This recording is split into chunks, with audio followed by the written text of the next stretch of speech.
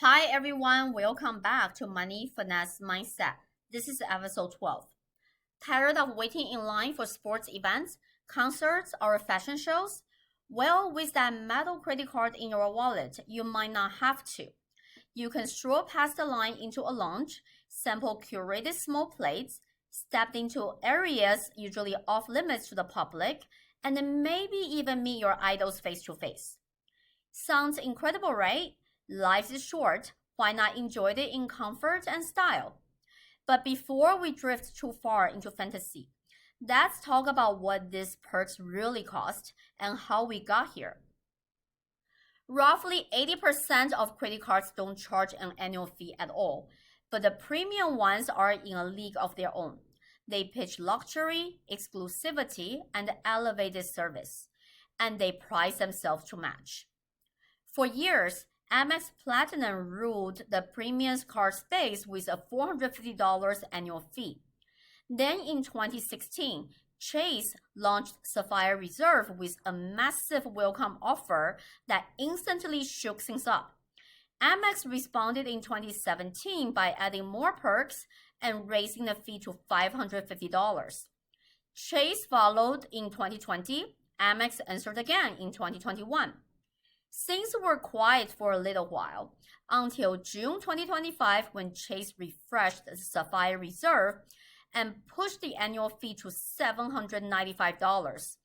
3 months later, Amex rolled out its revamped Platinum at $895.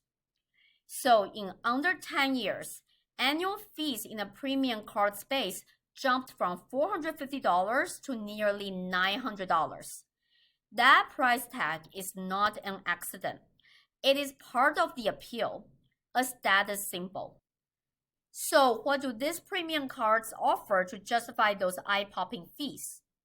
Hundreds of thousands of reward points as a welcome bonus, access to upscale lounges for you and your guests, statement credits for travel, fine dining, shopping, and more. Both Amex and Chase claim the total value adds up to several $1,000s. But there's a catch. To get a welcome bonus, you need to meet a minimum spend requirement. For Amex Platinum, that is $8,000 in the first 6 months.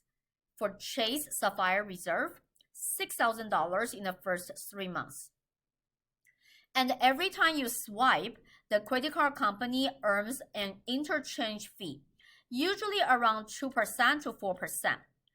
Let's assume it is 2.5% on the amount you spend to get a welcome bonus. Amex collects around $200 and Chase about $150.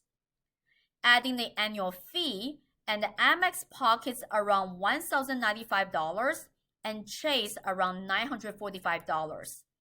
Still far less than the value of the perks they say they are giving you. You might think you are getting an unbelievable deal, and that's exactly the point. They want you to feel like you are winning. Why? Because most people don't stop at a minimum spend.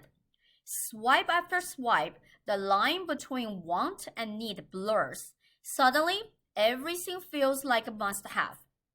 And the more you spend, the higher the chance you will carry a balance.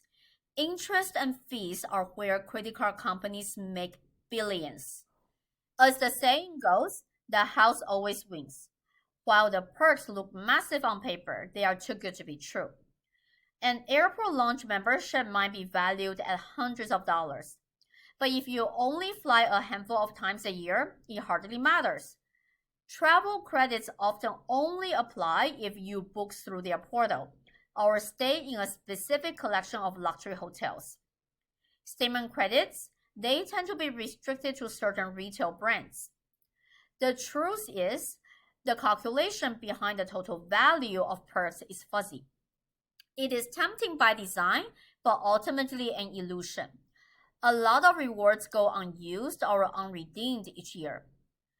Amex and Chase may be the two biggest players in the premium card space right now, but competition is heating up.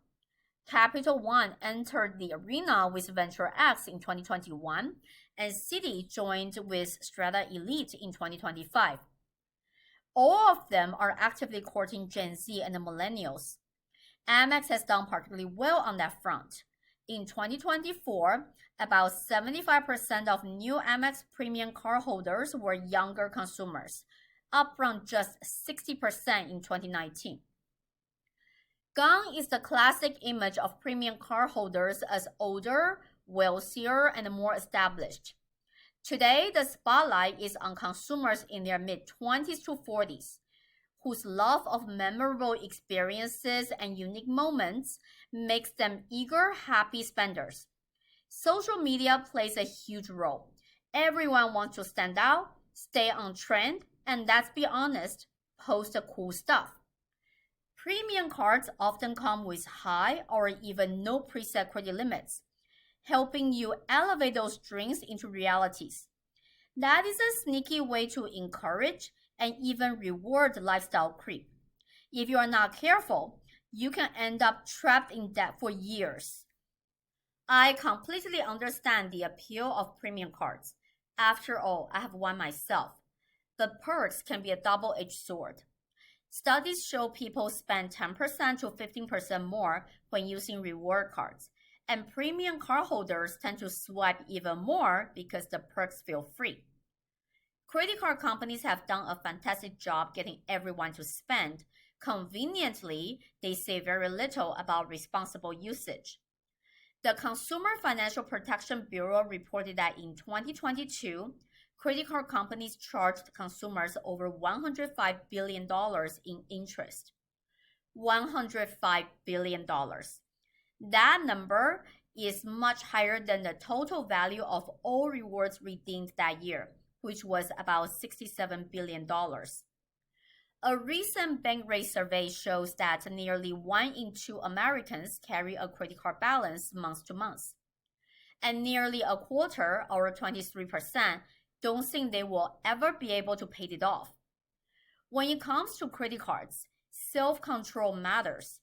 Their convenience makes it easier to overspend, and tantalizing perks make it even harder. Tread carefully. Always pay your balance in full. Remember, perks are sweet, but debt is bitter. Take care of yourself and your finances. The best rewards are the ones that don't cost your peace of mind. See you next time.